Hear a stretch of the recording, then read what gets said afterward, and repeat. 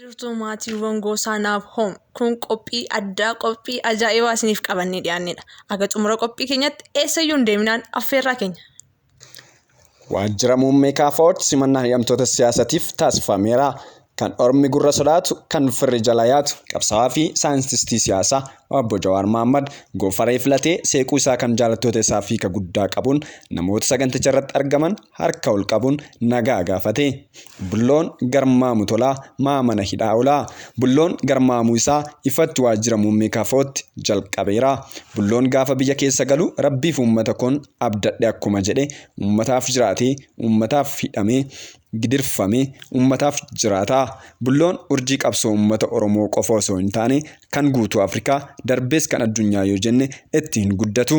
Bulloon hayyoota dhugaaf cichan of duuba hiriirsee kanneen sabaaf jiraatan Obbo Baqqalaa Garbaa, Profeesar Mararaa Guddinaa, Hamzaa Booranaa, Dajanee Xaafaa fi kanneen biroo waliin ta'uun imala qabsoo Oromoo boqonnaa haaraaf ceesisuuf miira xiiqiin guutameen beekumsaaf dandeettii akkasumas muuxannoo qabaniin saba Oromoof dungoo bilisummaa qabsiisuuf imala isaanii waan eegalan fakkaatu.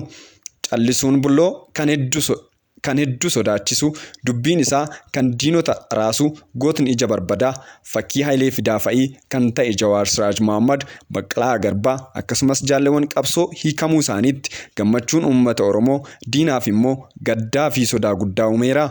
Uummanni Oromoo gammachuu isaa kana karaalee miidiyaa hawaasaa garagaraan ibsateera, ammas ibsachaa jira.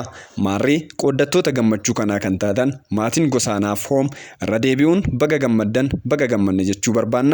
Dhumarrattis uummanni Oromoo yeroo kamuu caalaa tokkummaa isaa cimsuun hayyootaa fi beektota isaaf gurra kennuun injifannoo caalmaaf yeroon itti of qopheessu amma jennee amanna. Amajjii 15 bara 2014 magaalaa Harar.